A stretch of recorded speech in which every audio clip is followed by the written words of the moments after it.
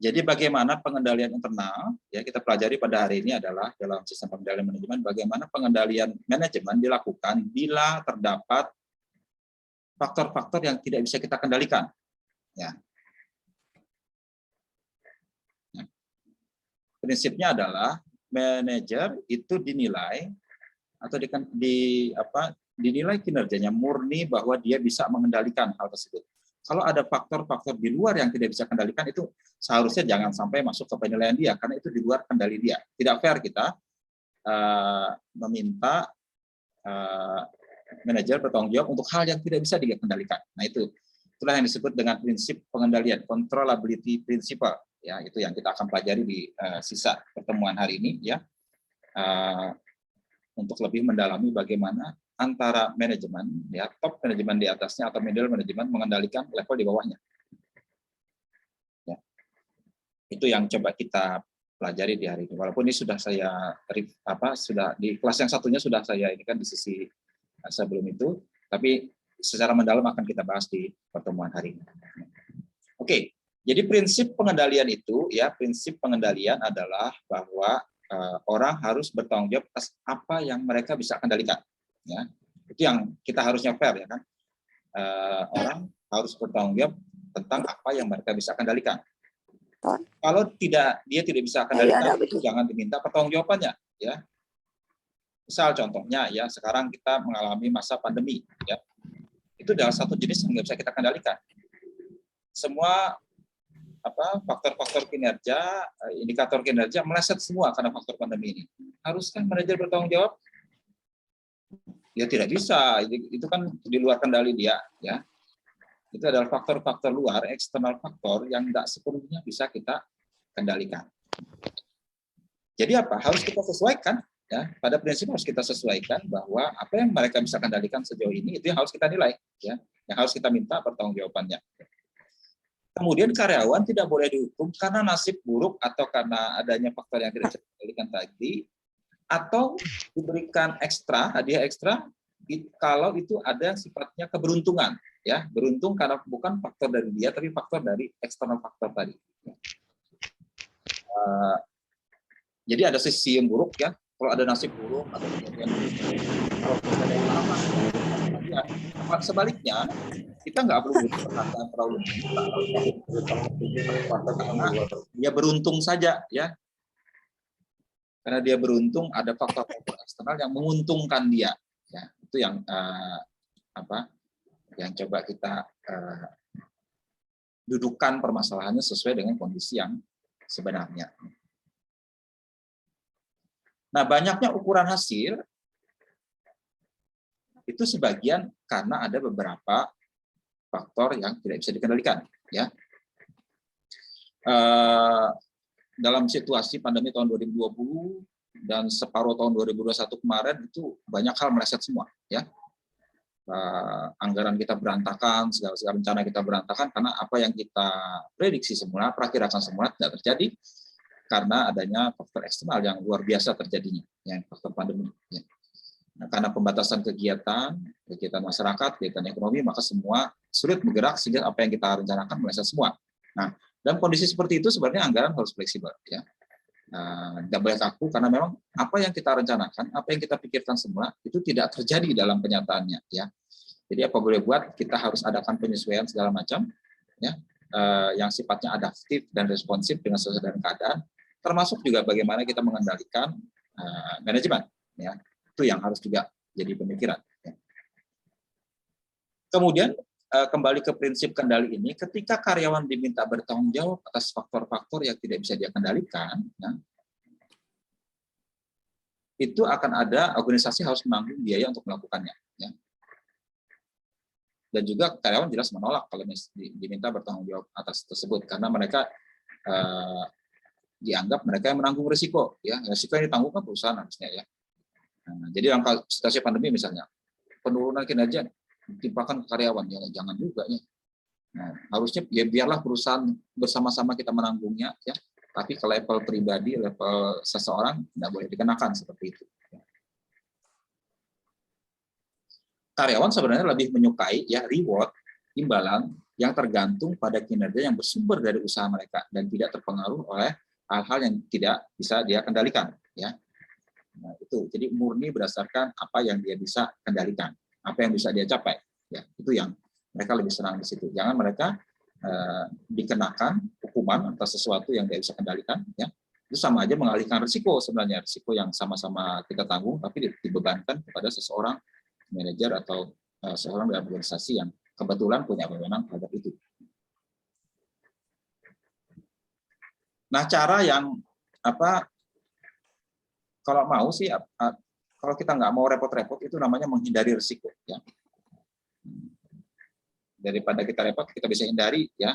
Maksudnya kita tidak mau menghadapi itu bisa terjadi, ya. Tapi umumnya ya pemilik atau yang punya pemilik organisasi owner atau shareholder atau stakeholder itu biasanya netral terhadap risiko, ya. Risiko yang bermacam-macam bisa kita netralisir dengan misalnya diversifikasi, ya. Diversifikasi, mana risiko tinggi, mana risiko rendah, dari diversifikasi kita gabungkan, nanti rata-rata nggak terlalu tinggi gitu, ya. Nah, itu yang harusnya juga diterapkan di dalam konteks organisasi, ya. Pemilik, ya, owners itu harusnya yang menanggung risiko harusnya, ya. Jangan itu ditimpakan ke karyawannya. Nah, sekarang apa faktor-faktor yang tidak dapat dikendalikan itu, ya? Uncontrollable factor itu apa saja? Secara garis besar ada 3, ya. Pertama, faktor ekonomi dan kompetisi di dalam dunia bisnis, ya. Misalnya sedang terjadi krisis ekonomi, ya, atau kompetisi atau persaingan usaha yang semakin ketat karena adanya misalnya sekarang ini digital disruption, terjadi disrupsi karena kemajuan teknologi informasi misalnya. Itu faktor luar sebenarnya, ya. Faktor luar. Walaupun faktor-faktor yang tidak dikendalikan tadi bisa kita antisipasi sebenarnya, ya. Dengan kalau sempat kita bisa antisipasi. Cuman ada beberapa faktor yang sulit kita hindari atau kita antisipasi karena terjadinya tiba-tiba misalnya, ya. Misalnya faktor ekonomi, situasi sedang mengalami krisis ekonomi. Ekonomi mengalami penurunan, perlambatan karena terlalu panas sebelumnya. Ekonomi itu kan sifatnya naik turun, ya. Kalau Anda belajar ekonomi itu sifatnya siklus. Ya, ada saatnya naik, ada saatnya menurun, ya, seperti gunung itu naik turun gitu. Ada saatnya naik, ada saatnya turun. Itu situasi yang normal sebenarnya. Cuman dunia bisnis jenis kurupai, ya, Pak, sedang turun. Nah, itu berarti faktor yang di luar kendali kita. Faktor kedua itu adalah faktor yang bersifat bencana alam, ya, bencana alam yang berefek dampak buruk terhadap organisasi. Misalnya bencana macam-macam, ya, kebakaran, gempa bumi, banjir, tsunami, ya. Termasuk pandemi COVID-19 sekarang bisa dianggap sebagai bencana. Ya, bencana non alam, tapi kita bisa anggap itu bencana, ya. Di luar kuasa atau kendali manusia yang berasal dari alam. Itu sepenuhnya bencana ini membuat berbagai macam kegiatan usaha, kegiatan bisnis, kegiatan pelayanan masyarakat tidak bisa berjalan dengan normal. Nah, ini yang juga apa yang kita rencanakan akan meleset semua karena terjadi seperti ini, ya. Nah, ini yang harus kita antisipasi juga seperti apa. Ada yang dinamakan manajemen risiko. Ya, manajemen risiko itu berusaha mengantisipasi kejadian-kejadian buruk ini dengan organisasi menyiapkan diri, ya, atau membuat semacam rencana cadangan, contingency plan kalau terjadi itu seperti apa. Ya. Terus terang waktu kita kemarin terjadi pandemi COVID-19 tahun 2020, itu kita tidak antisipasi dengan tepat waktu itu, ya. Kita agak mengabaikan bahwa kita bisa mengalami suatu bencana karena penyakit seluruh dunia, ya. Walaupun kita pernah mengalami itu 100 tahun yang lalu, ya. Waktu terjadi flu Spanyol, Spanish flu, pernah mengalami itu siklusnya memang berulang dalam waktu hampir seabad. Walaupun siklus-siklus kecil terjadi sebelumnya, ya, misalnya waktu terjadi flu burung, ya flu burung sudah terjadi 10 tahun yang lalu sebelumnya, ya sempat terjadi walaupun skalanya tidak pandemi, ya hanya di daerah tertentu saja. Nah sekarang efeknya pandemi ke seluruh dunia. Tiap tahun, ya World Economic Forum biasanya mendaftar apa risiko yang kita hadapi tiap tahun. Sayangnya sebelum pandemi tahun 2019 kita nggak memperkirakan bahwa pandemi itu akan terjadi. Pandemi hanya urutan ke-20, ke-21 akan terjadi. Ternyata tahun depan terjadi nomor 1. Ya kita memang bukan ahli nujum, kita tidak bisa meramal 100% kejadian. Cuman mestinya kita harus bersiap ya bahwa akan terjadi seperti itu. Organisasi yang baik harus menyiapkan dirinya ya dengan berbagai macam apa istilahnya bantalan atau cadangan kalau itu terjadi. Itu semakin baik apa persiapannya seperti itu semakin mampu juga kita mengatasi itu terjadinya. Sama seperti misalnya ya prinsip manajemen risiko adalah bahwa kita harus menyiapkan diri kalau yang buruk itu terjadi. Misalnya di banyak perusahaan itu banyak dilakukan latihan kalau terjadi bencana. Kalau di Jepang itu rutin mereka menyiapkan latihan kadang-kadang mendadak kalau terjadi bencana gempa karena memang di sana sering terjadi. Kebakaran juga harus kita antisipasi. Ya. Waktu saya tinggal di Australia dulu itu sering ada latihan kebakaran. Ya. Jadi alarmnya menyala. Ya. Nggak kebakaran betulan, cuman kita harus latihan. Jadi kebakarannya pura-pura, tapi kita harus melakukan hal yang sama kalau terjadi kebakaran. Ya. Jadi alarm bunyi, kita semua diminta keluar, kumpul di assembly point-nya. Setelah semua selesai bisa dikendalikan, baru kita balik ke ruangan. Maksudnya apa? Maksudnya adalah menyiapkan diri kita kalau yang buruk itu terjadi kita sudah siap. Itu yang bagian dari manajemen risiko sebenarnya itu ya. Mestinya manajemen juga melakukan seperti itu. Dan itu biasanya kalau taraf seperti itu sudah banyak diterapkan misalnya di lembaga keuangan ya. Bank dan lembaga keuangan mereka punya manajemen risiko karena mereka berhadapan dan berurusan dengan risiko berkaitan dengan kegiatan usahanya. Terus mereka jabarkan. Ya. Perusahaan asuransi juga sama karena mereka berhubungan dengan risiko. Nah, di dalam perusahaan-perusahaan biasa dan organisasi pemerintah sudah mulai diterapkan juga. Ya. Bahkan sekarang perizinan itu juga berbasis risiko katanya. Ya. Maksudnya perizinan yang mana yang dilakukan, mana yang diinikan karena dilihat risikonya yang paling besar yang mana. Nah, itu. Oke, itu sekilas ya menyinggung ini. Walaupun ini sebenarnya ada topik tersendiri tentang itu ya. Cuma kita tidak punya waktu, saya selipkan saja di sini. Faktor ketiga yang juga tidak dapat kita kendalikan adalah kalau terjadi saling ketergantungan ya. Interdependensi ya. Baik reciprocal maupun subsequent interdependensi. Maksudnya apa? Ya. Mungkin struktur pekerjaan kita itu tergantung dari pekerjaan orang lain ya. Jadi misalnya ya ada reciprocal ya atau berurutan, misalnya input kita itu berasal dari output orang lain ya. Misalnya organisasi itu punya divisi perkebunan, divisi pabrik ya, dan divisi produk akhir. Nah, berarti output dari kebun ya, barang mentahnya itu diolah oleh pabriknya. Pabriknya ini produk antara mengolah jadi baruknya. Nah, hasil jadi yang dijual ke masyarakat. Berarti input dia berasal dari output organisasi sebelumnya ya. Nah, kalau terjadi output sebelumnya itu nggak beres, nggak lancar, itu menyebabkan dia juga nggak beres juga prosesnya karena tergantung pada output orang lain. Nah, ada saling tergantung. Kita nggak bisa disalahkan misalnya produksi terganggu, tapi sebabnya adalah karena sana pasokannya memang lambat, ya lambat atau nggak sesuai atau nggak memenuhi kualitas.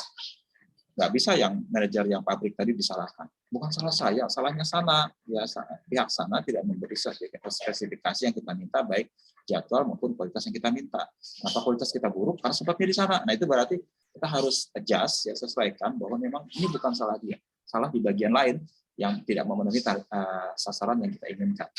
Nah, semakin kompleks organisasi, semakin dia saling bergantung sama dengan lainnya, semakin banyak hal yang tidak bisa dia kendalikan secara langsung. Itu harus ada banyak penyesuaian berarti untuk melihat bagian mana si manajer itu bertanggung jawab terhadap itu. Jadi ini 3 hal ini yang juga harus kita perhatikan, di-adjust dalam rangka kita supaya lebih objektif menilai kinerja seorang manajer murni berdasarkan apa yang dia bisa berikan. 3 hal faktor ini harus dikeluarkan, ya disesuaikan mana yang kita bisa nilai. Nah, kita tinjau satu-satu, sekali lagi terangkan di depan tadi satu-satu. Pertama, faktor ekonomi dan kompetisi, ya. Apa namanya?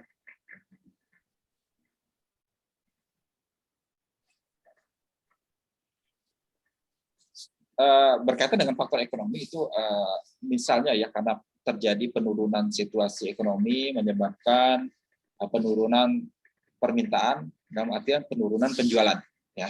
Kita tidak bisa menjual banyak karena orang nggak mau beli, ya. Nah, berarti si manajer penjualan tadi, manajer sales tadi, sekeras apapun dia berusaha, ya, karena orang nggak punya kemampuan untuk membeli, nggak bisa juga membeli, dia nggak sukses juga. Jadi ada faktor tertentu yang menyebabkan dia nggak tercapai karena faktor luar tadi, ya. Dan apa namanya,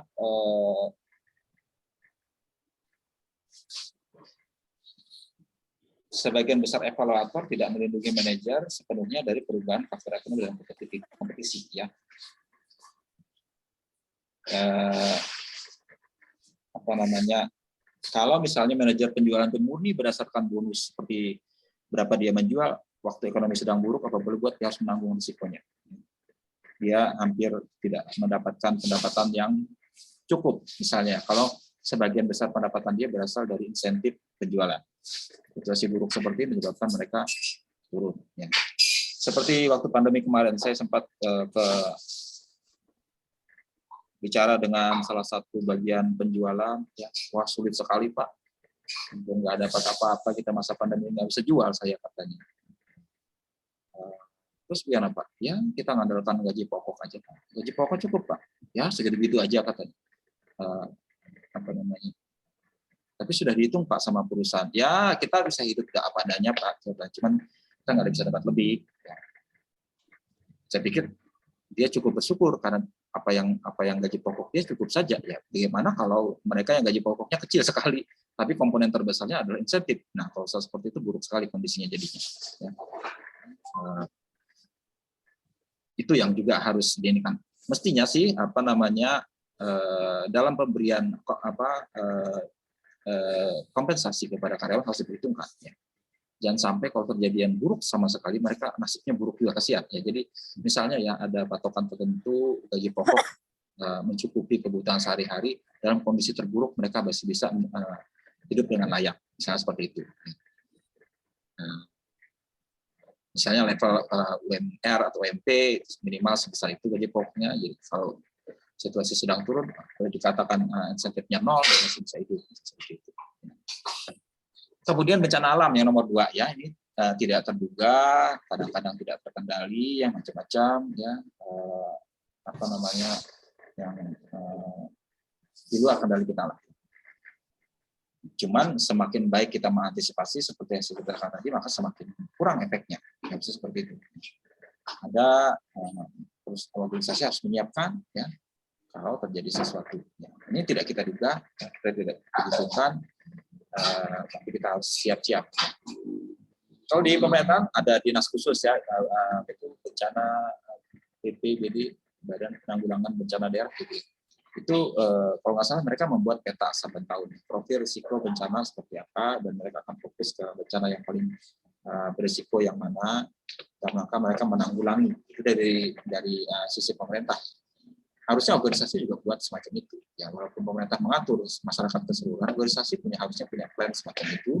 Dia harus bisa memetakan profil risikonya, mana yang paling tinggi dihadapi, mana yang harus dihadapi. Misalnya di Kalimantan ini, ya, kita ini lumayan bersyukur, ya, tidak punya bencana yang agak-agak berbahaya. Kita jauh dari gunung berapi, gempa bumi hampir tidak ada. Yang ada ya paling banjir atau paling kebakaran, ya. Kebakaran yang paling parah karena sebagian besar bangunan masyarakat masih dari kayu itu mudah terbakar, ya. Makanya Banjarmasin tuh punya pemadam kebakaran yang paling banyak seluruh Indonesia karena kejadian kebakarannya sering. Nah, berarti kita harus fokus karena sering kebakaran hutan juga, ya, karena kita punya banyak hutan dan di daerah rawa gambut yang tidak mudah dipadamkan apinya, yaitu harus kita antisipasi masalah kebakaran ini. Berarti harus kita persiapkan. Seperti itu. Kemudian saling ketergantungan tadi itu menandakan bahwa area organisasi dan individu tidak sepenuhnya mandiri, dia saling tergantung dengan lainnya. Dan demikian hasil yang diukur dipengaruhi orang lain dalam organisasi. Jadi sudah saya terangkan.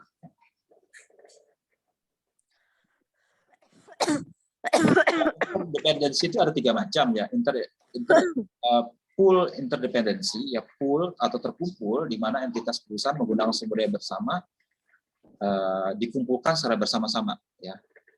Itu terkumpul. Jadi gambarnya seperti ini ya, pool ya. Ada yang berurutan yang saya ceritakan tadi berurutan ya, misalnya dari sektor hilir, sektor menengah, sektor hulu, tengah dan hilir ya. Berarti yang tengah tergantung dari hulu, yang hilir tergantung dari tengah, ya berurutan seperti itu. Atau ada yang resiprokal, saling timbal balik. Ya, resiprokal ini output ini akan digunakan jadi input bagian sini, input sini digunakan oleh output bagian sini. Jadi saling satu dengan lainnya ya.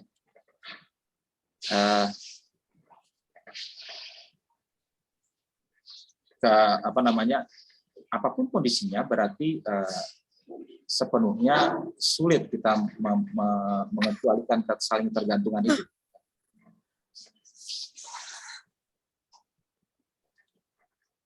Itu 3 hal dalam ketergantungan. Kemudian saling ketergantungan itu bisa dilakukan intervensi dari manajemen tingkat atas ya. Jadi manajer yang lebih tinggi dapat memaksakan keputusan terhadap manajer yang tingkat lebih rendah, dengan demikian secara signifikan mempengaruhi ukuran hasil yang terkait dengan satu atau lebih untuk imbalan. Dia bisa menentukan, sudah saling bergantungan, kita di sini sajalah keputusannya bisa, karena memang bisa diatur oleh top manajemennya. Untuk mengontrol efek yang faktor yang tidak dapat kita kendalikan, itu apa yang harus kita lakukan? Paling tidak ada beberapa hal yang bisa kita lakukan. Ya. Pertama, ya sebelum proses pengukuran dimulai, mereka menentukan dulu ukuran hasilnya, mana yang bisa dikendalikan, mana yang tidak. Jadi di awal sudah sepakat, ya kalau terjadi situasi buruk, manajer jangan dinilai karena hal tersebut. Berarti di depan kita harus sepakat dulu ukuran hasil, harus memastikan item-item yang hanya dapat dikendalikan oleh karyawan dan setidaknya mempengaruhinya. Kemudian kedua, setelah periode pengukuran berakhir, ya mereka dapat menghitung dan menyesuaikan efek dari faktor yang tidak dikendalikan itu. Ada residual yang mereka bisa kendalikan, apa itu yang bisa dilakukan. Jadi bisa sebelum dan bisa sesudah kejadian kita melakukan adjustment atau penyesuaian. Nah kalau sebelum kejadian bisa tadi itu menyepakati, atau bisa lain sebelumnya itu adalah dengan antisipasi yang saya bilang tadi. Antisipasi itu macam-macam ya. Antisipasi dalam rangka mengendalikan risiko itu bisa dalam bentuk mitigasi risiko, ada sharing atas risiko, ada yang sama sekali menghindar dari risiko. Ya. Kalau menghindar kita nggak mau ngambil kegiatan itu bisa terjadi, tapi itu tidak dikecualikan dari sini. Kalau kita sharing risiko, kita membagi dengan pihak lain bisa dalam bentuk misalnya asuransi, ya kan? Asuransi salah satu bentuk kita membagi risiko ya dari faktor yang dapat kita kendalikan tadi. Jadi sharing ya. Kita ada bayar premi. Nanti kalau kejadian sesuatu asuransi akan cover ya. Jadi kita nggak rugi amat ya karena ada kita membagi risikonya dengan pihak lain. Tidak sepenuhnya kita menanggung habis kejadian faktor yang tidak dikendalikan tadi. Ya. Misalnya asuransi kebakaran, ya asuransi kebakaran berarti kalau kebakaran terjadi kita bisa klaim, tolong ganti barang yang terbakar tadi, ya. Sehingga kita bisa teruskan usaha kita, nggak habis sama sekali. Ya, bisa seperti itu salah satu bentuk antisipasi sebelum kejadian terjadi.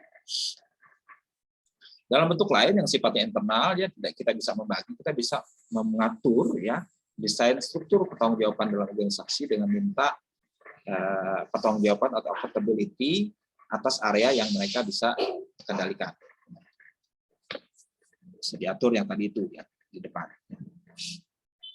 Nah, sesudah kejadian ya, kalau sesudah kejadian sebelumnya mesti kita diantisipasi, tapi ternyata di tengah jalan terjadi faktor-faktor yang tidak bisa dikendalikan tadi, maka Penyesuaiannya bisa macam-macam. Yang pertama dengan analisis varian, ya.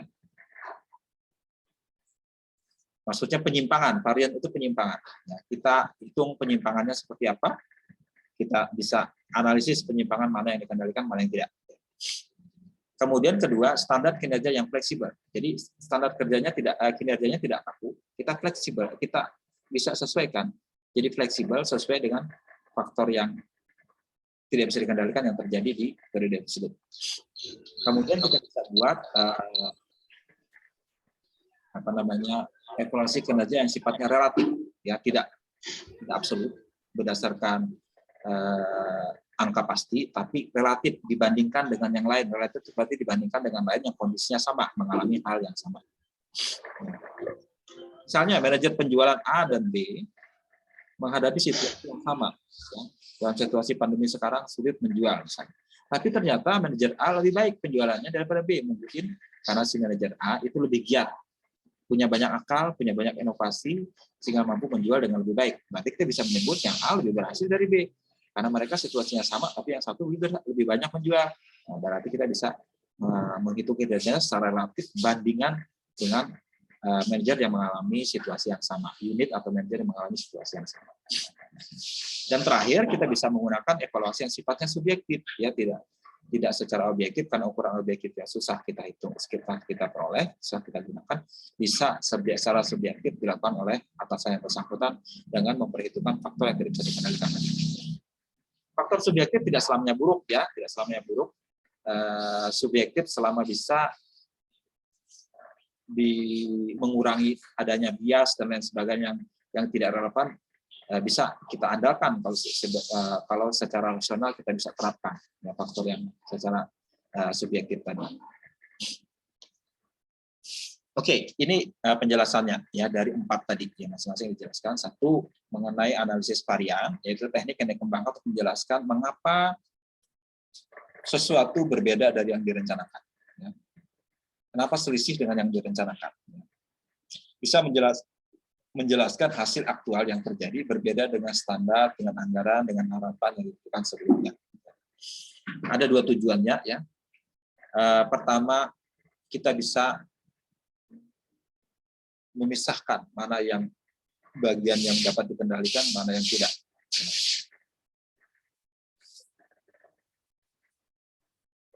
Kemudian kita bisa pisahkan juga faktor kinerjanya yang bisa dikendalikan dia dan mana yang bisa dikendalikan orang lain. Memang agak rumit menghitungnya ya, cuman bisa kok kita pisahkan. Ya.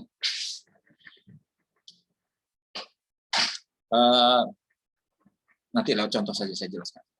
Kemudian kedua, standar kinerja yang fleksibel ini berarti kinerja yang diharapkan karyawan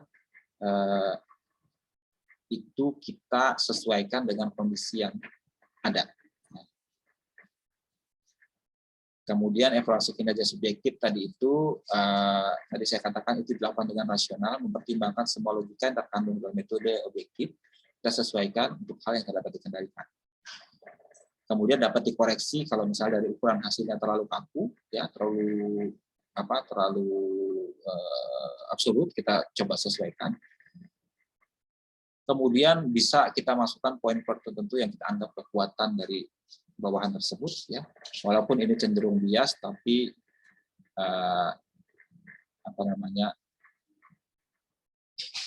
yang kalau alternatif lain tidak ada, apa boleh buat kita gunakan cara seperti ini, ya. Tapi sebisa mungkin ini bisa dipahami oleh karyawan.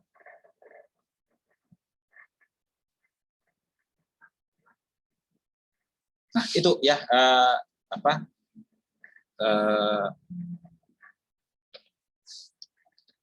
konsep yang mau saya jelaskan berkaitan dengan penyesuaian atas faktor-faktor yang tidak dapat dikendalikan. Ya, ada pertanyaan sebelum kita membahas, ada kasusnya ini yang saya lupa kemarin, mohon maaf saya lupa sharingkan apa kasusnya. Cuman nggak apa-apa, saya sharing di sini, kita bahas sama-sama saja di pertemuan kelas kali ini. Ada pertanyaan berkaitan dengan hal ini atau mungkin ada sharing pengalaman tentang bagaimana faktor-faktor eksternal yang tidak dapat dikendalikan ini berdampak.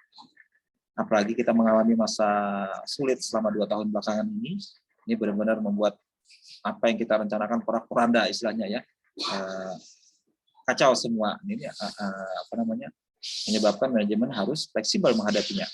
Mungkin Bapak Ibu sekalian bisa sharing pengalaman terakhir ya, bagaimana melaksanakan kegiatan di 2 tahun yang penuh kemelut ya, tahun 2020, 2021, ya syukur 2022 sekarang sudah mulai agak membaik ya. Kita berharap tahun ini segera berakhir. Tahun depan 2023 kita mulai masuki masa normal. Ya. Walaupun secara ekonomi sekarang ini 2022 sudah normal sebenarnya ya. Pertumbuhan ekonomi kita sudah positif, tidak lagi negatif ya. Sudah mulai masuki masa normal. Ada bisa sharing Bapak Ibu sekalian? Selamat malam, Pak. Ya, silakan Pak Sulistyo, Pak Sulis ya sih, Pak. Ya. Mohon izin, Pak, berbagi pengalaman aja, Pak. Saya kebetulan bekerja di sebuah perusahaan agen Pertamina, Pak. Jadi dampaknya sampai sekarang pun saya tidak bisa bayangkan sebenarnya di akhir masa pandemi ini ternyata justru semakin parah di perusahaan kami, karena pada saat awal pandemi kami masih bisa bertahan, kemudian di saat pandemi kami mencoba bertahan, di akhir pandemi kami tetap bertahan, tapi di ujungnya Pak ternyata kami kayaknya mulai terseok-seok. Oh. Jadi mohon maaf karena kan saya termasuk yang bergerak di lapangan, jadi kondisinya tahu betul. Usaha apa kalau saya boleh tahu? Agen Pertamina Pak, saya Pak. Oh, saya jual BBM Pak. BBM bukan saya jual BBM sama sekali Pak. Sebenarnya kalau mau dibilang survive Pak kami, tapi kan ternyata di awal sampai pertengahan sampai akhir, kemudian kan ternyata ditambah dengan fluktuasi harga minyak dunia yang demikian tinggi ini, akhirnya kami terseok-seok juga di belakangnya. Disebabkan karena pertama mungkin pandemi ya, yang terakhir ini kami karena tidak mampu bertahan terhadap gempuran harga yang semakin meningkat. Saya termasuk di pemasarannya, jadi saya tahu persis bagaimana kita membayar hutang untuk 2 bulan kemarin, tapi kemudian kita membeli lagi tidak bisa mendapatkan volume barang yang sama pada saat kita ambil. Separuh yang kita terima, padahal kita bayarkan kewajiban kami yang harus kita selesaikan itu lebih sedikit yang kita terima barangnya, sehingga efeknya ke kami nggak bisa jualan volumenya yang seperti pada saat berapa bulan sebelumnya, karena apa yang kita bayarkan dulu kemudian kita belikan lagi dengan minyak yang sama volumenya, jumlahnya sedikit padahal permintaan kan besar, sehingga akhirnya kami kehilangan beberapa konsumen, dan ya itulah efeknya terhadap kami dan sebagian karyawan kami lah, nggak seluruhnya sih. Jadi biaya kos Pak lebih mahal dari pendapatan Pak ya, kondisinya ya? Bukan, kami kalau ya mohon izin, kan tidak semua barang yang kami beli itu kan kami bayar tunai Pak.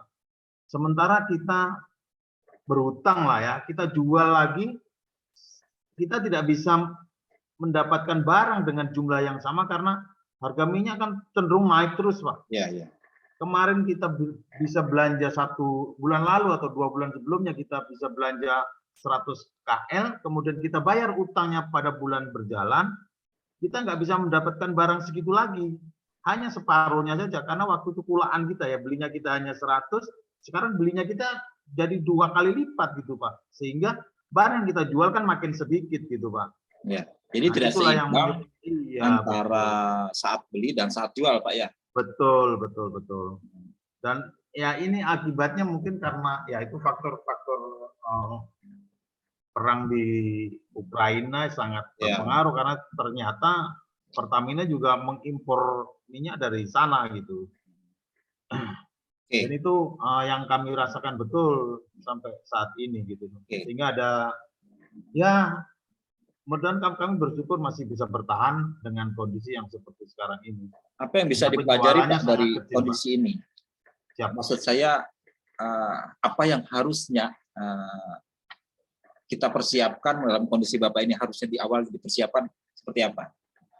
Akhirnya perusahaan untuk mengurangi biaya diadakan restrukturisasi, Pak. Sebagian yang tidak seberapa ini dikurangi, dirumahkan, dan yang lain-lain yang kalau biaya nggak penting-penting banget ditahan. Kalau pengeluaran nggak bisa, memang pengeluaran yang penting-penting yang apa tuh di ACC sama manajemen. Karyawan yang tidak, istilahnya tidak apa tuh yang tidak seberapa berpengaruh terhadap ini ya di work from home kan, tapi ya istilahnya work from home tapi ya dengan gaji yang Ya. diatur kembali gitu, Pak. Kalau saya bisa menilai Pak Sulis ini, kalau Anda nilai sendiri Pak, itu Yap. dalam kondisi sekarang dianggap berhasil apa enggak Pak? Saya ini masih nggak berhasil, Pak. Kayaknya belum berhasil, Pak. Anggaplah Karena biaya faktor tadi itu faktor luar yang tidak bisa dikendalikan. Ya kan? ya, Kalau itu kita anggaplah itu dikeluarkan, apakah Pak Sulis mau dianggap berhasil atau tidak? masih belum, Pak. Kita belum. Kenapa? Belum dianggap berhasil, Pak. Kenapa? Karena ternyata banyak di luar itu yang apa tuh yang mempengaruhi kegiatan usaha kami gitu loh. Faktor-faktor yang ternyata tidak kami bayangkan dan apa itu berefek domino gitu, Pak, di kami. Jadi kalau tadi saya contohkan ya, kalau dibandingkan dengan orang lain Pak, yang perusahaannya sejenis, Yap. perusahaan lain yang juga perusahaan sama, nasibnya atau kinerja masih dianggap baik nggak Pak? Apa perusahaan lain juga menghadapi hal yang sama? Apa ya, ada yang bisa berhasil mengatasi masalah ini? Yang saya nggak pernah melihat perusahaan lain ya, tetapi memang perusahaan lain juga mengalami hal yang sama, tapi yang ya barangkali karena kami mungkin ada faktor lain yang saya nggak bisa ceritakan di sini, tapi yang jelas di perusahaan lain yang sejenis dengan kami itu efeknya sama, Pak. Efeknya sama dari kejadian yang pandemi, karena sebagian usaha tidak berjalan, pengambilan BBM akhirnya berkurang, omsetnya menurun, dan apa itu ditambah dengan efek dari perang di Rusia yang membuat harga BBM sangat tinggi, demikian, Pak. Tapi saya lihat masih banyak saja perusahaan yang buka-buka SPBU baru itu Pak ya. Sekarang kalau membuka barangkali ada Pak, tapi kan dengan mereka barangkali karena apa itu belum merasakan efeknya gitu loh, Pak. Iya, iya, iya. Kan kalau sekarang Pertamina kan membuka Pertasop yang dengan modal kecil bisa menjalankan usaha. Ya, betul. Yang kecil itu tujuannya kan untuk membendung masuknya Petronas, Shell dan lain-lain ke apa itu sebagai pesaing Pertamina. Kalau hanya di pom bensin yang tingkat besar kan memerlukan investasi yang lumayan besar. Tapi kalau untuk Pertasop kan bisa dapat 10 lah usaha Pertamina yang pom bensinnya, kemudian dijadikan Pertasop kan bisa jadi 10 unitan itu. Demikian. Yeah. Tapi ya kalau di kami terus terang aja perbedaan usahanya dengan teman-teman yang sesama usaha itu karena saya hanya bekerja di laut saja, tidak di darat ya. Jadi efeknya itu sangat terasa kan. Kalau yang di darat kan karena kecil-kecil ya Pak ya. Tapi banyak itu kan lebih membantu daripada besar tapi sedikit gitu Pak. Yeah. Jadi kan secara unit usaha kan lebih menguntungkan yang kecil tapi banyak daripada besar tapi hanya beberapa gitu. Cara saya itu, Pak. Oke, Pak Sulis. Jadi karena faktor luarnya ini bukan hanya pandemi ya, ini karena setahun belakangan ini karena terjadi kenaikan harga komoditas ya. Punya minyak bumi, minyak sawit, ya, kemudian harga batu bara, karet dan sebagainya naik semua sebenarnya ya. Dan ada kejadian-kejadian juga yang berkaitan dengan perang di Ukraina dan sebagainya membuat harga-harga melambung tinggi. Bukan hanya faktor pandemi saja ya, jadi faktor eksternal ini sudah ruwet kayaknya macam-macam berdampak. Jadi sebenarnya ya Pak ya, kalau kita antisipasi baik-baik ya, mungkin ada sebenarnya cara tertentu untuk mengatasi itu ya. Kalau perusahaan yang agak besar, mereka punya semacam mekanisme swap ya, menstabilkan harga ya. Misalnya dia pakai harga yang swap Pak, yang dibeli pakai beli di depan dulu pakai harga yang harga tetap sekian itu, mengurangi fluktuasi harga ya. Berarti kan maksud saya ya. Nah kalau seperti itu mungkin memang nggak semua perusahaan bisa menerapkan ya. Tapi dia biasanya memakai kontrak jangka panjang yang menyebabkan harga tidak berfluktuasi seperti itu.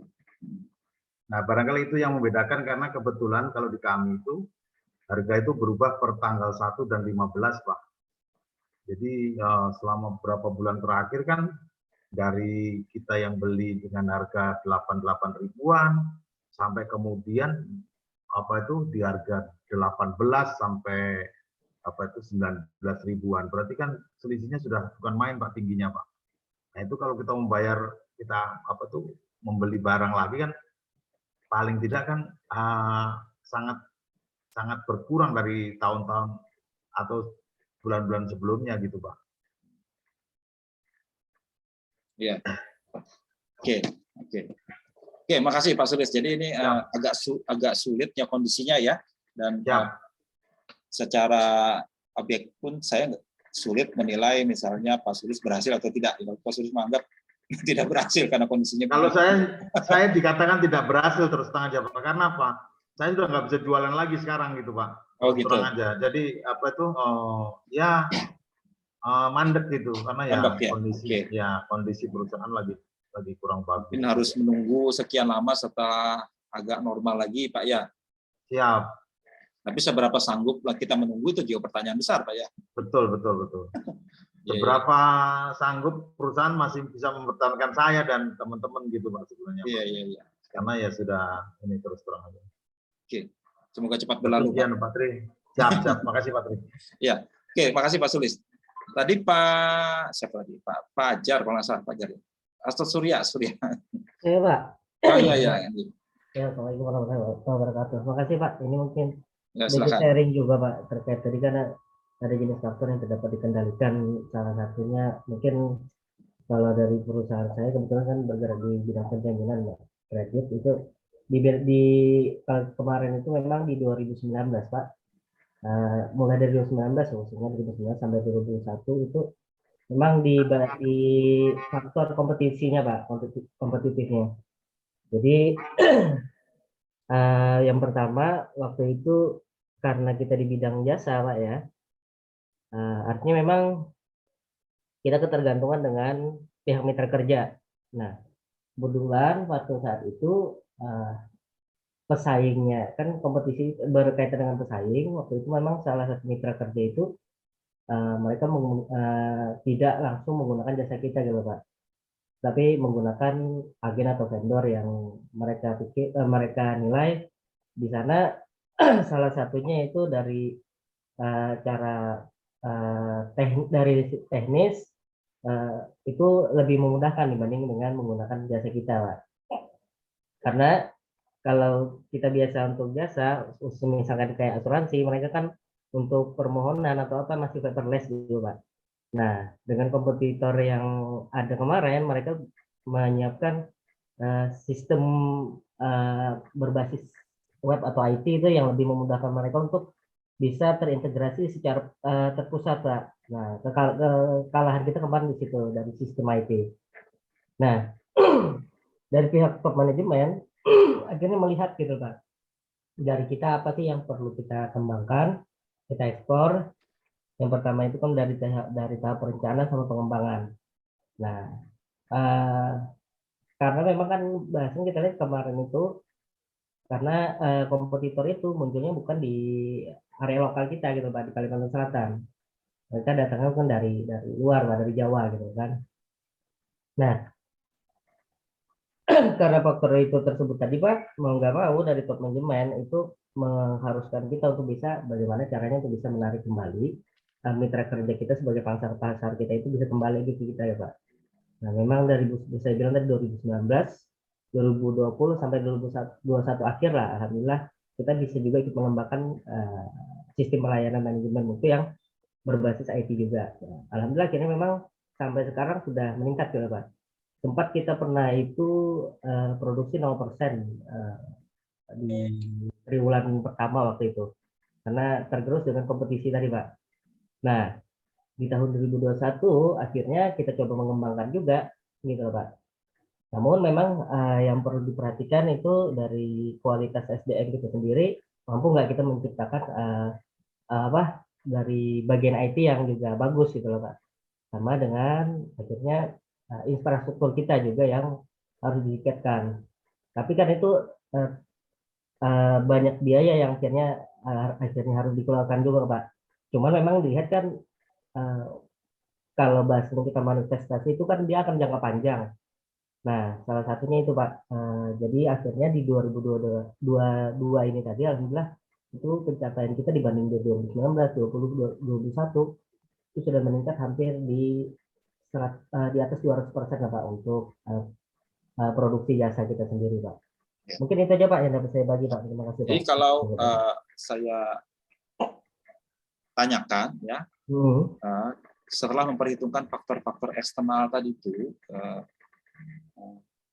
Anda dianggap berhasil tidak ya dengan mengecualikan faktor-faktor persaingan segala macam tadi itu? Secara objektif?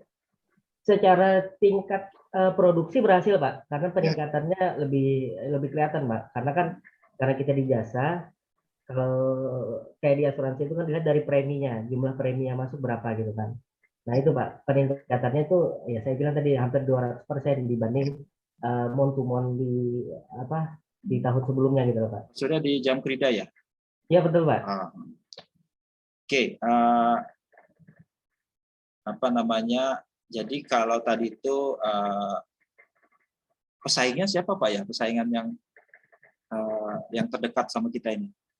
Kalau di kita itu kan sama misalnya kayak Jam Krindo, Askrida gitu Pak, Askrindo gitu. Ya, yang di nasional ya.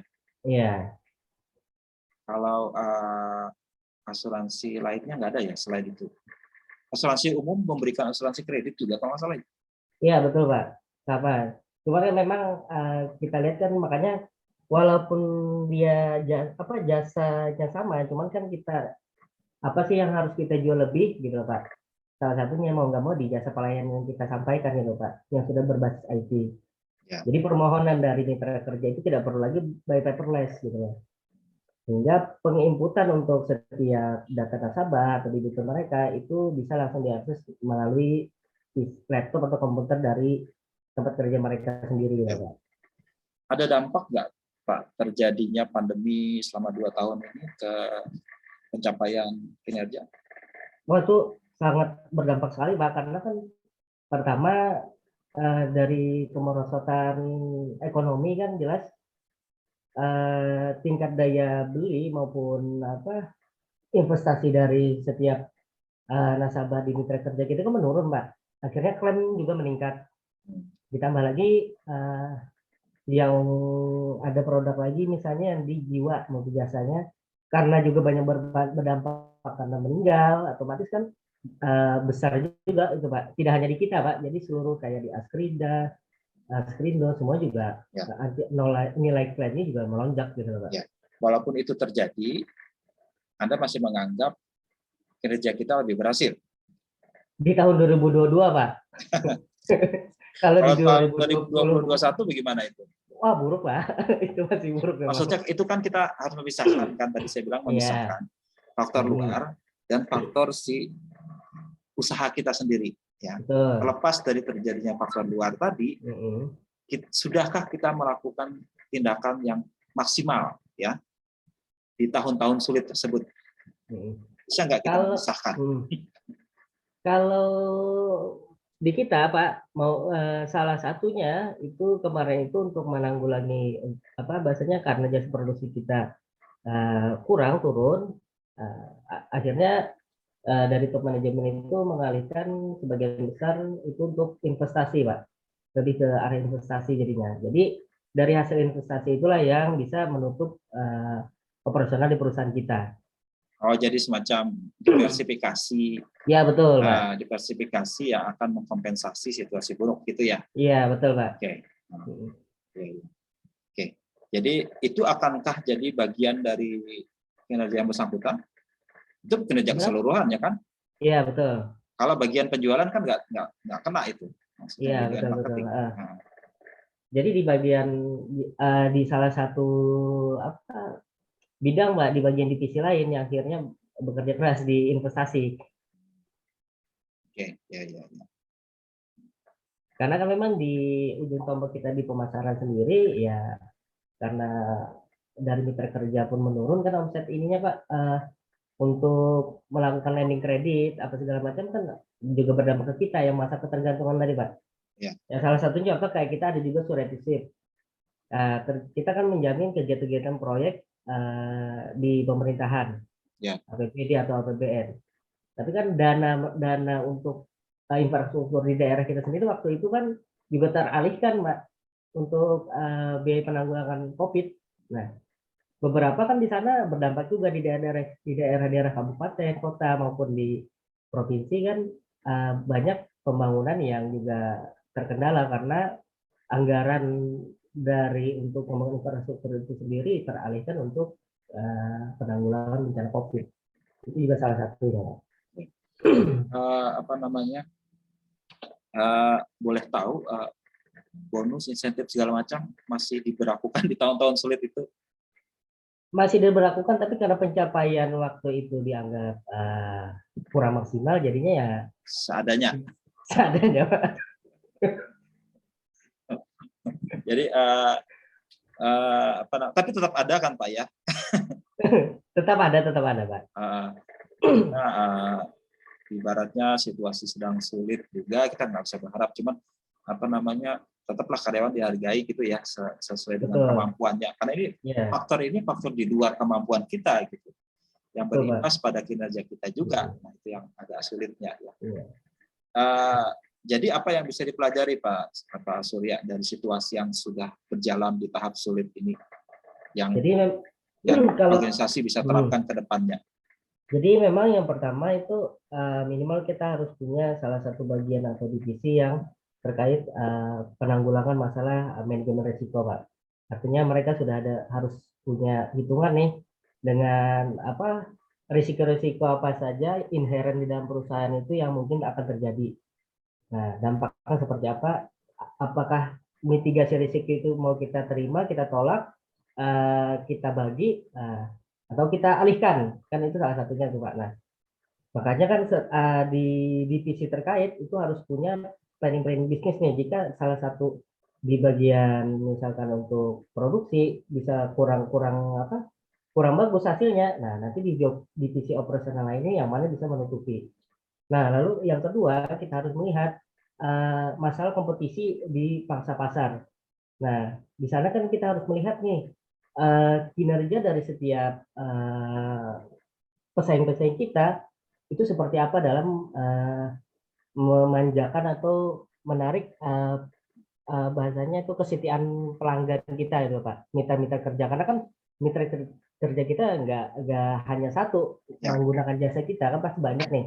Nah, kita harus melihat dan menilai secara keseluruhan apa sih kira-kira yang bisa lebih kita jual agar mereka itu lebih percaya dan yakin untuk menggunakan jasa kita Pak. Ini itu Pak.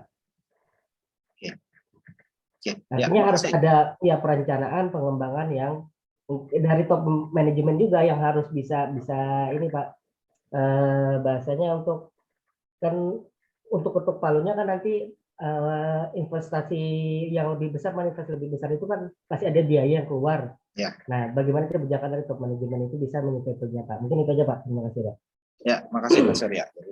Ini perspektif lainnya juga ya. Kalau tadi Pak Sulis berkaitan dengan produk komoditas, kalau ini dari industri jasa keuangan, ya, itu beda lagi ya, walaupun tetap dampaknya ada. Ya, ini sekarang Pak Muslim, ya Pak Muslim silakan Pak.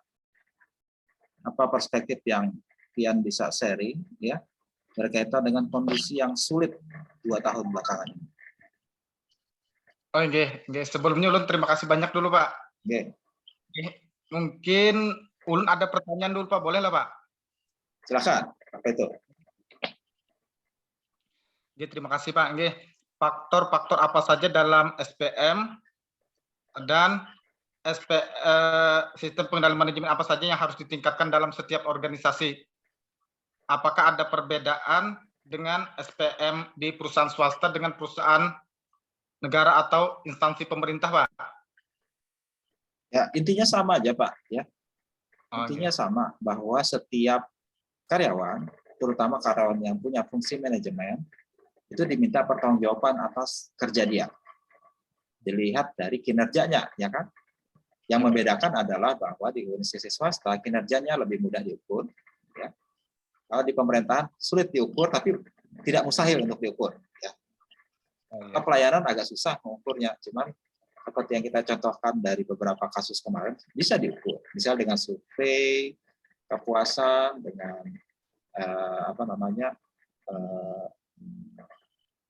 penilaian secara subjektif, berdasarkan itu bisa dilakukan. Tapi itu akan sulit, semakin sulit baik di swasta maupun di pemerintahan kalau ada faktor-faktor eksternal tadi yang membuat kita sulit melakukan penilaian apakah seseorang ini berhasil atau tidak dalam bekerja. Pak Muslim di sekretariat ya? Ya Pak, betul Pak. Sekretariat ini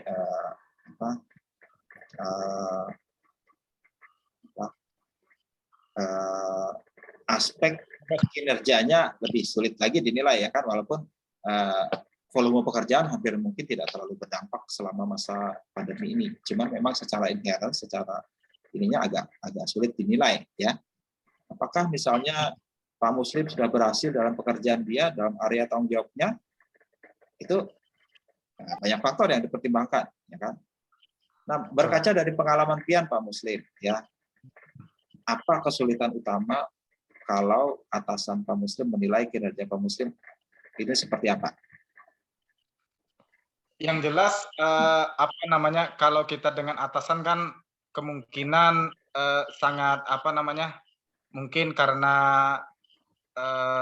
tidak terlalu banyaknya berkomunikasi, adanya negosiasi dan lain sebagainya, Pak. Sehingga itu mungkin mempersulit kita untuk menyatukan persepsi atau kinerja itu supaya pekerjaan itu berjalan dengan cepat dan selesai dengan baik, Pak. Mungkin adanya kekurangan koordinasi lah. Ya. Nah, ini, koordinasi kan sifatnya itu berkaitan dengan sifat pekerjaan ya. Kalau ya, dari hasil itu Pak, dari hasil misalnya ya, ini misalnya yang di sekretariat ini saya kenalnya dengan bagian ekonomi. Bagian ekonomi ini biasanya punya kegiatan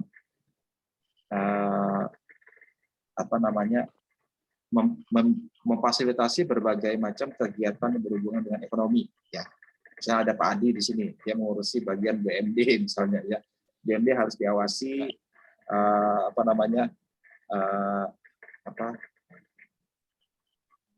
operasionalnya sesuai dengan yang digariskan oleh Pemda selaku pemegang saham. Nah, itu ada mekanismenya, mereka harus lapor, harus ada memasukkan anggaran rencana bisnis, anggaran, kemudian ada evaluasi. Itu kan ada target kinerja sebenarnya mau dicapai, bahwa setiap bagian harus melaksanakan tugasnya ini di bawah kendali dia. Ini Pak Anas ada juga di sini di Pemprov, itu kan sama pekerjaan seperti itu.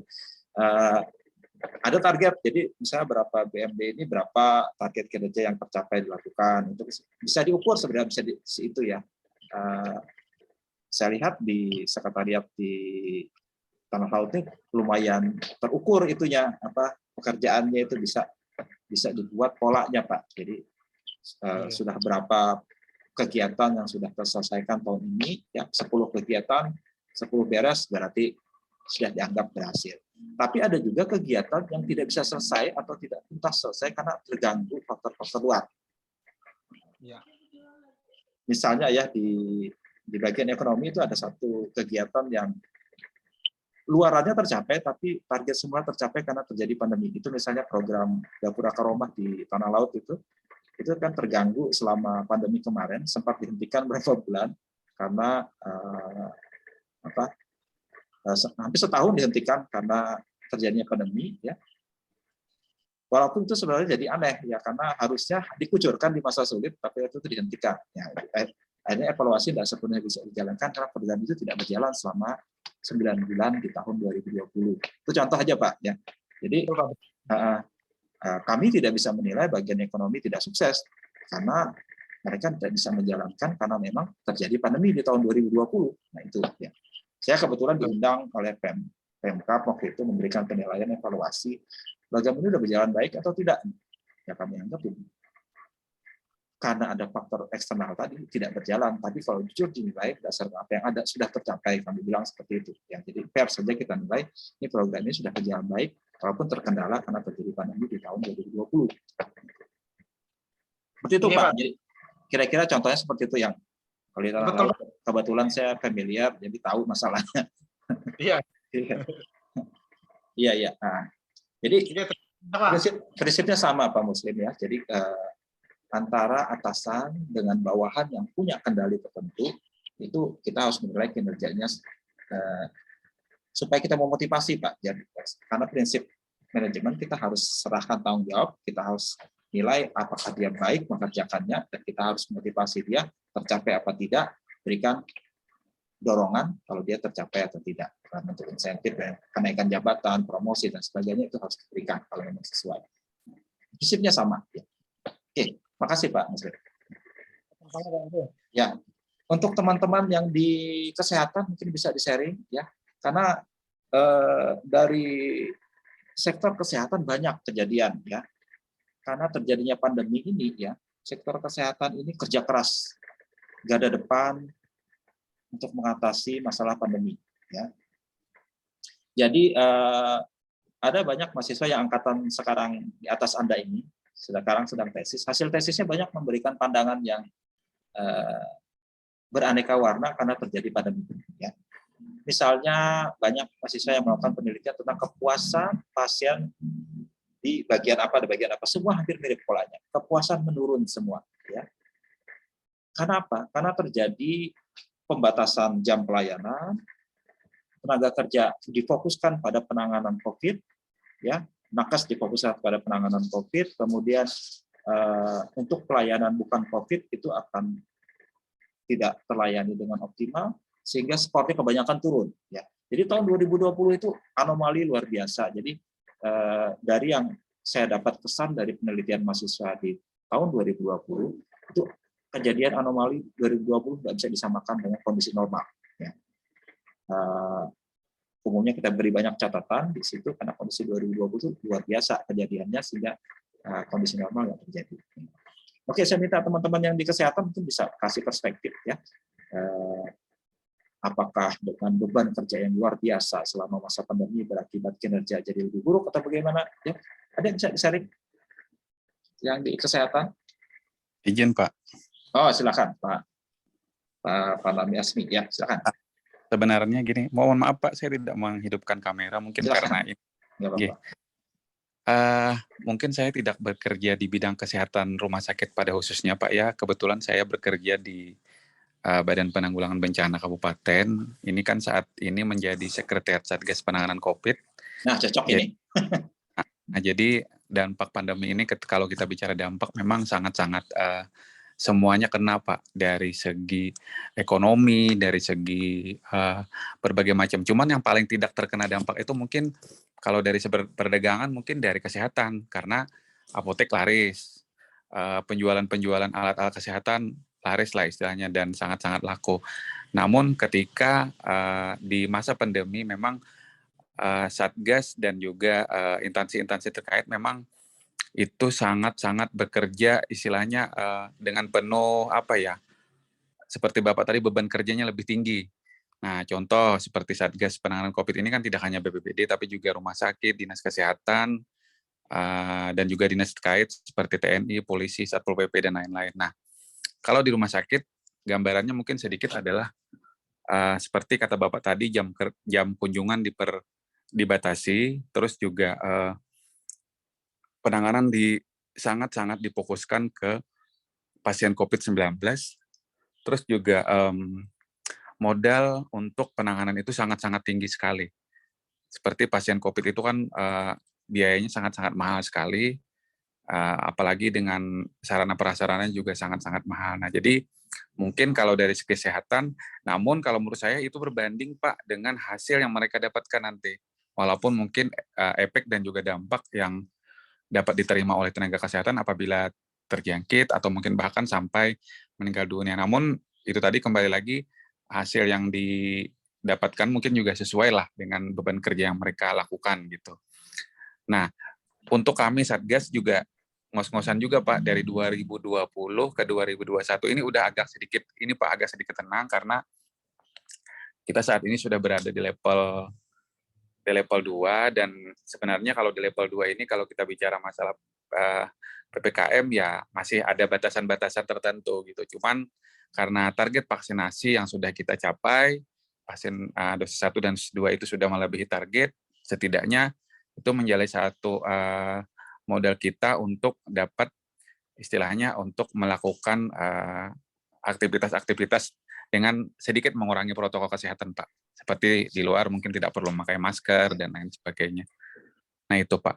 Jadi kalau terkait dampak, memang terkena hampir semuanya dampak dari COVID-19 ini. Namun dengan berlalunya waktu, sekarang COVID sudah mulai bagus, sudah mulai melandai, namun memang ada sedikit ketakutan juga ketika COVID-19 ini ada lagi varian baru, Pak, BA4 dan juga BA5. Nah, namun ini insya Allah tidak terlalu berdampak serius bagi orang-orang yang sudah bervaksin gitu. Jadi hanya orang-orang yang tidak bervaksin mungkin yang harus waspada gitu untuk varian-varian yang terbaru ini. Mungkin itu Pak saya tambahkan. Cuman sedikit saya ingin sedikit menambahkan untuk Pak Tio tadi, kebetulan juga keluarga saya bergerak di bidang minyak juga. Jadi mungkin kendala di perminyakan ini adalah satu Pak, antara Pertamina dan pemerintah itu tidak korelasinya tidak jelas karena kenaikan harga minyak itu nggak tanggung-tanggung, hampir 2-3 kali Pak naiknya. Nah, dan disparitas harga antara jenis BBM satu dan yang lain itu beda. Nah, itu salah satu masalah. Nah, dan pembelian juga sangat menurun ketika masa pandemi. Masyarakat jarang berjalan-jalan, kan masyarakat jarang ke sana kemari, sehingga penjualan BBM itu menurun. Sedangkan modal, kata Pak Tio tadi, kan meningkat pembeliannya. Nah, itu mungkin dampaknya. Dan itu sangat-sangat dirasakan oleh para pengusaha-pengusaha dan juga teman-teman yang saat ini menjalankan bisnis di ini juga Pak, di BBM ini. Mungkin solusinya bisa dengan pengurangan karyawan, namun menurut saya solusinya adalah pemerintah harus mempertimbangkan kerugian yang saat ini terjadi di Pertamina. Kalau tidak, semuanya kolap. Itu sih Pak. Demikian, terima kasih. Ya. Oke, makasih Pak. Balik ke tadi ya, karena Pak Asmi agak unik kerja di BPBD, ya, begitu orang mengalami bencana, dia kerja keras. Ya. Dalam kondisi normal juga nggak banyak kerja Pak ya. Benar Pak. Dalam bencana kerja keras jadinya ya. Nah, kalau kita secara objektif menilai Pak Asmi ya, sudah berhasilkah kita menang? Terutama untuk BPBD ya, sudah berhasilkah kita dan Satgas COVID, sudah berhasilkah kita mengatasi adanya bencana COVID ini? Kalau kita berkaca secara internal. Untuk dari kami instansi sih Pak, dari Satuan Satgas, target pemerintah kan saat ini adalah pencapaian vaksinasi. Nah, jadi untuk target vaksinasi dosis pertama dan dosis kedua serta dosis anak itu alhamdulillah sudah tercapai target kita Pak. Mungkin salah satu indikasi keberhasilan bisa dinilai dari situ Pak. Karena juga kasus COVID sampai saat ini kita tidak pernah lagi ada kasus COVID. Dan kemarin ketika kita ke level 2 itu pun dikarenakan target vaksinasi itu belum tercapai. Namun sekarang juga target vaksinasi sudah tercapai. Dan pemerintah sekarang sudah menyasar lagi nih Pak, mau menargetkan di booster dosis ketiga gitu. Nah, dosis ketiga ini yang agak sedikit susah karena capaiannya juga masih di bawah 20% gitu. Nah, jadi mudah-mudahan masyarakat bisa makin terbuka, makin sadar bahwa pentingnya vaksinasi, apalagi dosis ketiga ini. Nanti mudah-mudahan dengan adanya sadar masyarakat ini, jadi terbentuk kekebalan kelompok, Pak, herd immunity itu. Sehingga mudah-mudahan kasus COVID ini nggak ada lagi deh varian-varian baru, terus juga kita juga terbentuk kekebalan kelompoknya, jadi mudah-mudahan tidak ada lagi lah kasus-kasus COVID gitu, Pak. Mungkin indikasi keberhasilannya dari situ dulu, Pak. Oke, makasih Mas. Ya, jadi itu perspektif dari pihak yang menanggulangi bencana itu sendiri tangannya itu. Oke, ada yang lain lagi, terutama dari kesehatan? Izin Pak, boleh menambahkan Pak? Oh, silakan Pak. Pak Dokter, ya. Silakan. Ya, jadi kalau misalnya dilihat dari perspektif rumah sakit ya, saya juga bekerja di rumah sakit. Kalau memang melihat dari waktu bencana COVID pertama dan kedua kemarin itu memang sangat berat Pak. Karena itu varian baru, vaksinasi belum ditemukan, jadi itu bisa dibilang KLB karena memang kasus kematiannya itu sangat tinggi. Beda dengan yang Omikron sekarang. Omikron memang dia penyebarannya cepat, tapi tidak berakibat fatal kayak gitu. Waktu kemarin yang kasus-kasus yang banyak yang COVID pertama dan kedua itu sangat difokuskan yang membebani itu adalah tenaga kerjanya Pak. Kalau misalnya dari ekonomi, keuangan, itu kita bicara di luar karena yang namanya kesehatan, apalagi kasusnya sedang wabah berarti ekonomi di bagian penjualan, entah apotek, alat-alat itu kan pasti meningkat karena bisa kita lihat sampai sekarang juga orang-orang di klinik itu pada buka swab sendiri, antigen sendiri itu meningkatkan keuangan. Ya. Tapi kalau misalnya dari segi rumah sakit itu tenaga kerja sangat membebani Pak karena misalnya kita harus screening, kemudian banyak yang sakit, kita bisa kehilangan separuh dari tenaga kerja, otomatis separuhnya itu harus menanggung sisanya, jadi beban kerja pasti bertambah. Jadi pelayanan berkurang kayak gitu sih Pak. Jadi terima kasih Pak. Dari pelayanan memang dirasakan pasien banyak tidak puas ya, yang terutama pasien non COVID maksudnya. Iya, karena yang diutamakan pasti yang COVID dulu. Ya, justru kadang-kadang begini, ada beberapa juga karena kondisi pandemi dan kondisi luar biasa, ini instansi kesehatan dan rumah sakit justru secara kinerja itu mungkin karena ada anggaran pemerintah yang dipusatkan ke situ, dia terima banyak anggaran, ya kan? Baik untuk mengganti ongkos pasien COVID, tunjangan ini, alat segala macam. Sekarang mereka banyak terima duit yang di luar situasi normal. Kalau diukur secara ukuran ekonomi, jelas mereka lonjak luar biasa. Penerimaan uangnya banyak karena ada drop anggaran dari pemerintah untuk penanganan COVID. Ya, ada potensi juga karena tadi ada beban kerja luar biasa. Mungkin ada kondisi yang luar biasa dalam penanganan manajemennya, Pak? Bisa dirasakan nggak di pihak misalnya kayak rumah sakit gitu? Mereka justru kelebihan beban bukan hanya menangani pasien, tapi karena ada juga menangani administrasi dan keuangan yang semakin bertambah justru. Iya Pak. Jadi karena memang kita mendapatkan bantuan ya dari Kemenkes dari segi dana, kemudian alat-alat segala macam itu, tapi ada dihitung juga Pak. Jadi berkas itu bertambah, pertanggungjawaban yang biasanya seribet BPJS itu sama dengan seribet Kemenkes. Jadi masalah pengklaiman pasien terus harus diklaim data-datanya segala macam, pengobatannya itu kadang bisa nggak tembus, jadinya entah jadi kerugian rumah sakit, saya kurang tahu karena di bagian manajemen atas ya gitu ya Pak ya. Yang jelas saya sempat menangani di bagian pengklaiman untuk pasien-pasiennya itu lebih ribet daripada BPJS Pak, kayak gitu. Oh gitu ya. Jadi beban kerja bukan hanya menangani pasien, tapi menangani administrasi seperti ini ya. Iya, bertambah Pak. Iya. Itu saya juga tahu dari yang penelitian yang sekarang, ternyata makin melonjak hidupnya di masa pandemi ini yang di luar situasi normal. Nah ini kalau kita melihat, terima kasih Pak Dr. Jordan, perspektif dari kesehatan. Jadi kalau kita menilai tenaga kesehatan sekarang karena kondisinya luar biasa, ya kita tidak bisa secara objektif menilai bahwa mereka nggak kinerja baik dalam melayani. Ya. Karena tadi itu ada beberapa tenaga kesehatan yang terkena juga akibatnya tenaga berkurang, beban kerja bertambah. Jadi itu namanya situasinya tidak imbang ya antara beban pekerjaan, kondisi yang ditangani, jumlah orangnya. Ya. Jadi otomatis akan berdampak pada pelayanan yang juga akan semakin turun. Itu yang bolak-balik kami tegaskan ke mahasiswa penelitian, tidak bisa kita samakan dengan kondisi normal, ya. Karena ada faktor luar biasa, eksternal faktor yang berdampak di tahun-tahun ini, ya. Kita harus secara objektif menyesuaikan, ya, sebatas yang kita bisa lihat itu seperti apa. Oke, pelayanan non-COVID itu mengalami penurunan, tapi mungkin aspek lain kita tidak bisa salahkan mereka mengalami penurunan kepuasan, tapi juga mungkin bisa dilihat aspek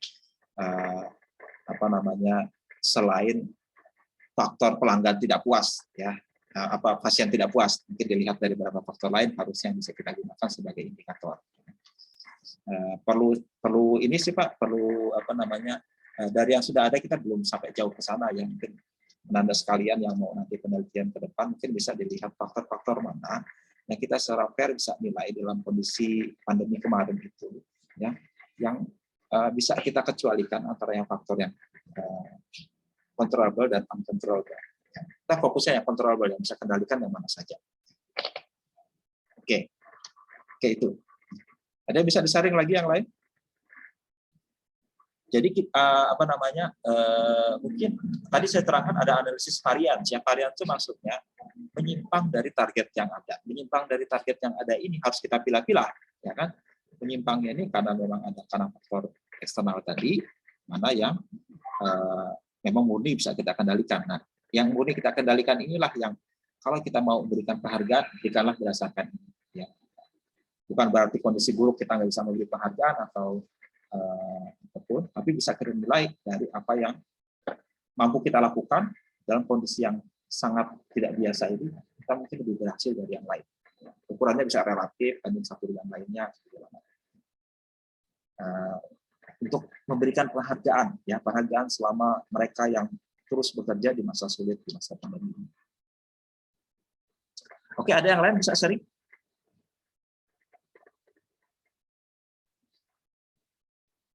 Mungkin dari bidang yang lain yang kita mau bagi pengalamannya yang terkait dengan kondisi tidak normal seperti sekarang ini.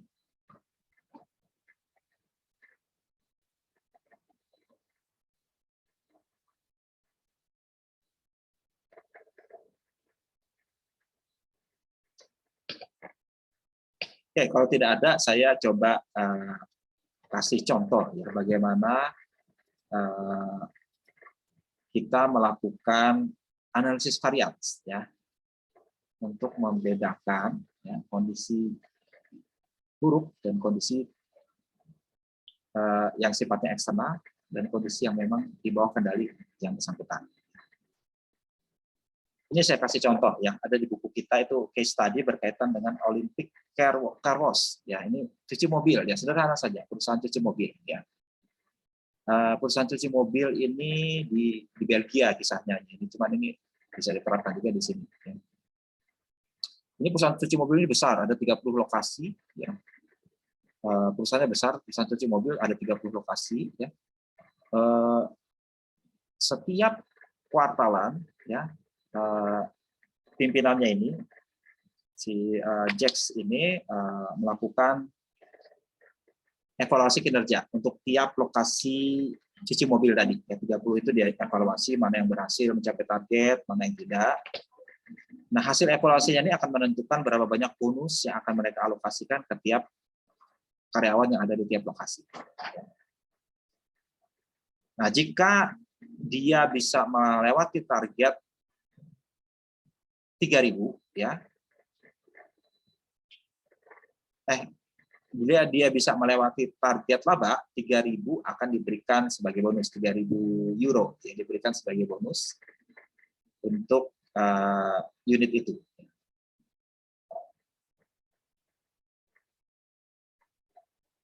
Dia akan diberikan tambahan 1 euro untuk tiap $10 lebih dari target anggaran. Nah, ditambah lagi ya 3.000 ditambah lagi kalau ada lewat dari target, kasih 1 euro setiap 10 pendapatan. Tapi juga si Jax ini punya tambahan, dia punya juga kewenangan untuk membuat penyesuaian secara subjektif untuk faktor-faktor yang di luar kendali personil dalam lokasi itu ya. Jadi memang sudah di depan ya, berarti dia salah satu cara yang di depan tadi ya. Sebelum kejadian dia sudah perhitungkan akan di-adjust, disesuaikan kalau ada faktor-faktor di luar kendali dia. Nah, umumnya adjustment ini dilakukan untuk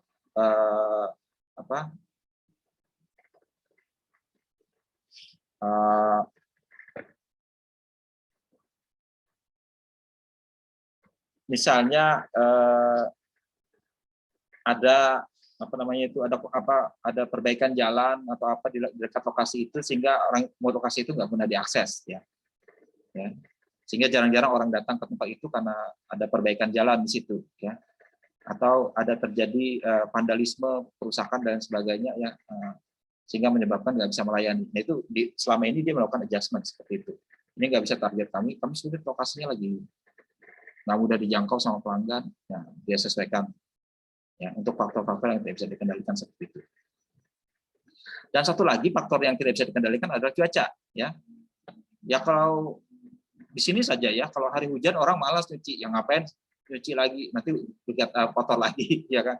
Kalau hari hujan biasanya jarang ya, sepi dia ya. Kalau hari-hari panas cerah justru ramai karena orang pergi ke situ untuk bersih mobilnya.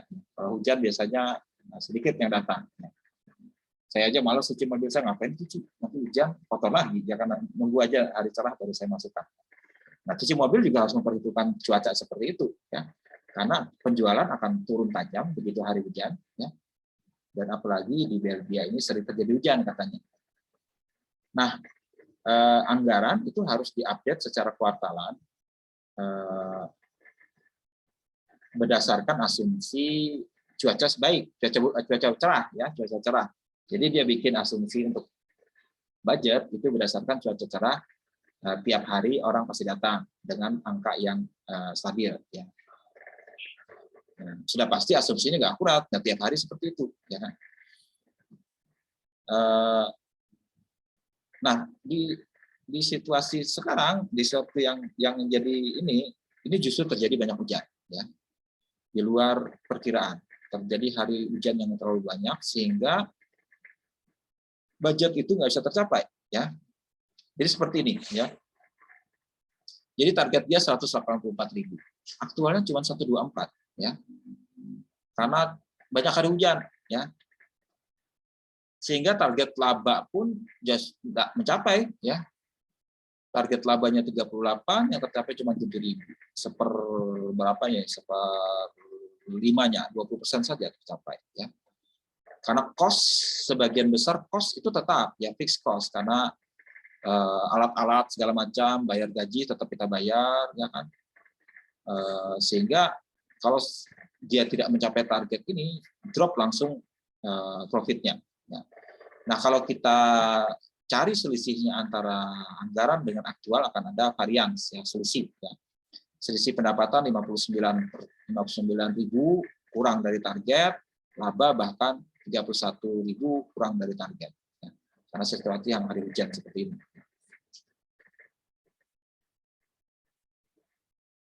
Nah,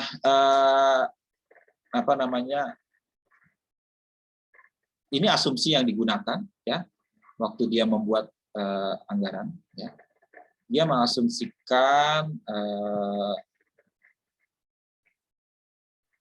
untuk hari cerah itu 23 kendaraan tiap hari ya.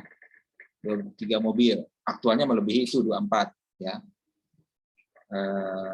Dan pendapatan rata-rata itu melebihi target juga ya, 11. 10 ditargetkan, dia bisa mencetak 11 ya. Karena mungkin tarif tiap mobil itu beda-beda ya. Ada yang kotor sekali, ada yang kotor, ada beda-beda, ada yang pakai ini, pakai itu, mungkin beda ya, dari itu bisa dikendalikan sepenuhnya oleh manajer cuci mobil itu. Jadi secara statistik dalam beberapa indikator ya, walaupun tidak tercapai target karena kondisi hujan, ya dalam kondisi cerah dia bisa melewati target justru ya. Jumlah kendaraan mobil lebih banyak dari yang ditargetkan, pendapatan juga lebih banyak dari yang ditargetkan ya.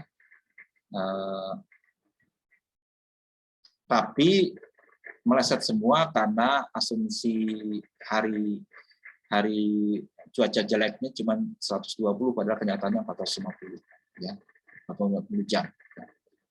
Jadi kalau kita bisa pilah-pilah, sebenarnya bisa kita pilah-pilah ya.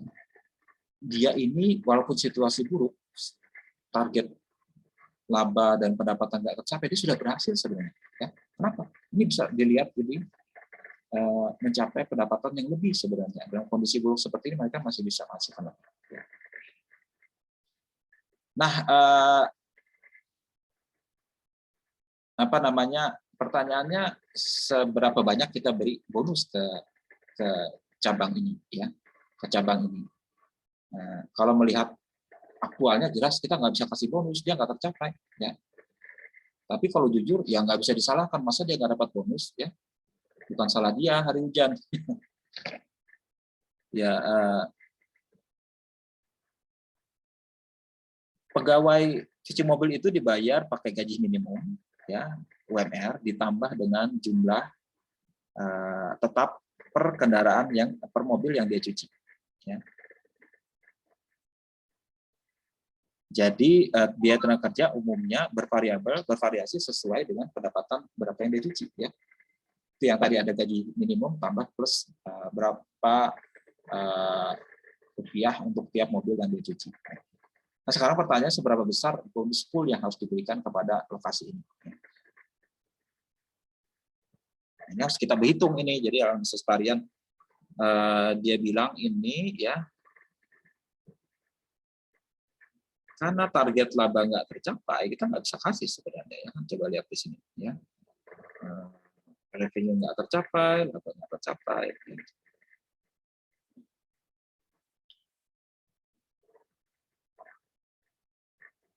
Nah, karena melihat data yang ada, mereka sebenarnya nggak jelek-jelek amat ya. Bukan kesalahan mereka ini tidak tercapai. Ya. Nah, berarti kita harus hitung ya. Kita harus hitung berapa sebenarnya yang tepatnya. Saya coba kasihkan contoh bagaimana menghitungnya ini ya.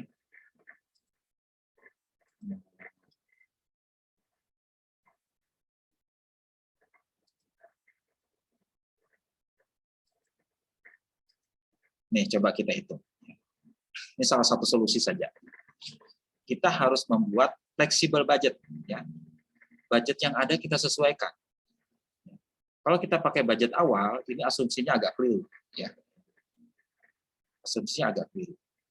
Ya. Kita rubah saja, kita sesuaikan target budget anggaran kita disesuaikan.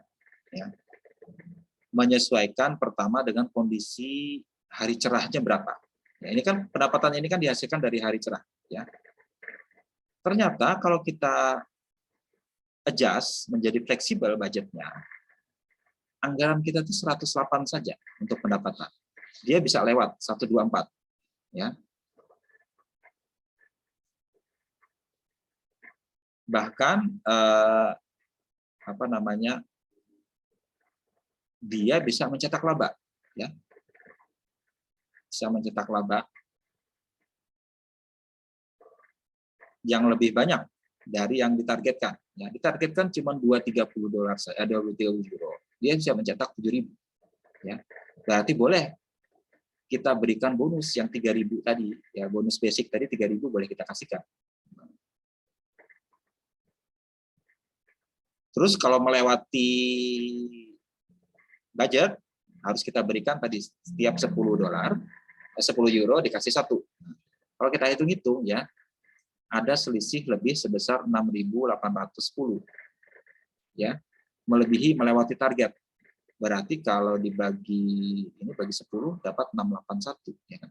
Nah, kita bisa berikan bonus 3.000 karena dia sudah melewati target sebesar 230 ditambah dengan 1 euro per 10 pendapatan 681, maka kita bisa kasih 3681 sebagai bonus. Nah, ini kan fair ya. Jadi karyawan tetap diberikan penghargaan walaupun kondisinya secara budget yang kaku itu dianggap nggak berhasil ya. Tetap kita berikan bonus ya, karena kita sudah sesuaikan patokan budgetnya awal seberapa, dia sudah melewati budget itu, boleh dikasihkan bonus 3.000 ya, tambah yang lebih tadi itu. Nah, ini kan lebih fair ya. Ini contoh bagaimana kita menyesuaikan varians dengan faktor-faktor yang tidak bisa kita kendalikan. Yang penghargaan tetap kita berikan walaupun kondisinya sulit di luar kendali mereka. Ini contoh bagaimana kita menyesuaikan. Nah, yang seperti ini yang saya bilang kita perlu pelajari atau sesuaikan dalam konteks seperti ini. Nah, kita belum pernah melihat secara ini selama masa pandemi tadi itu, apakah kita sudah melakukan flexible budget ya, untuk mengantisipasi yang di luar kendali kita dan di bawah kendali kita seperti apa. Sehingga kita bisa fair memberikan itu. Itu ya contoh bagaimana kita melakukan analisis varian dengan memperhitungkan faktor-faktor yang di luar kendali kita. Itu contoh ya.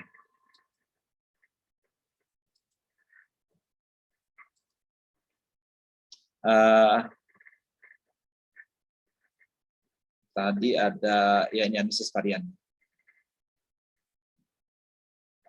Jadi pisahkan faktor-faktor yang tidak terkendali dan yang terkendali. Nah, kita hitung kembali berapa sebenarnya fleksibel budgetnya. Ya. Jadi standar kinerja yang fleksibel, kinerja yang diharapkan dicapai karyawan mengingat kondisi yang aktual dengan memperhitungkan dengan kondisi yang masih dia bisa kendalikan. Ini kebetulan pakai ukuran yang objektif yang bisa dihitung. Ya. Kalau kita tidak punya ukuran objektif, bisa kita pakai ukuran relatif bandingkan dengan orang lain yang situasinya sejenis. Dia lebih atau tidak, ya, seperti itu. Oke, itu Bapak Ibu ya berkaitan dengan topik hal-hal yang tidak dapat dikendalikan, ya manajemen harus arif menyikapinya, ya.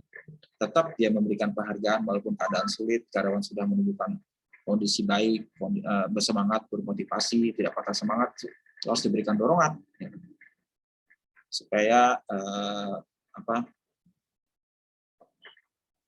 mereka termotivasi untuk terus mencurahkan kemampuan terbaik mereka. Justru dalam kondisi sulit seperti ini sudah merupakan ujian. Ya. Mereka yang bisa melewati tahap sulit ini boleh dikatakan lulus. Ya. Yang tidak melewati berarti sulit juga di situasi normal nantinya. Ini sebenarnya berarti ujian gitu, untuk melihat kemampuan manajer yang bersangkutan. Mampukah dia menyiasati kondisi yang sulit yang tidak bisa dia kendalikan, tapi tetap bertahan, tetap eksis, tetap bisa menunjukkan kerja yang baik, yang kita harus coba dorong, misalnya, sehingga karyawan terus memberikan kinerja yang baik di situasi normal, baik maupun buruk. Ya. Oke, ada pertanyaan Bapak Ibu? Mungkin saya sharing bahannya, saya lupa, saya sharing dari kemarin ya. Termasuk rekaman-rekaman perkuliahan yang kemarin saya coba nanti upload ya kan, Bapak Ibu bisa simak lagi perkuliahan yang sudah kita lewati kemarin untuk bisa disimak lagi ya. Kita untuk mendalami itu. Oke, ada pertanyaan Bapak Ibu?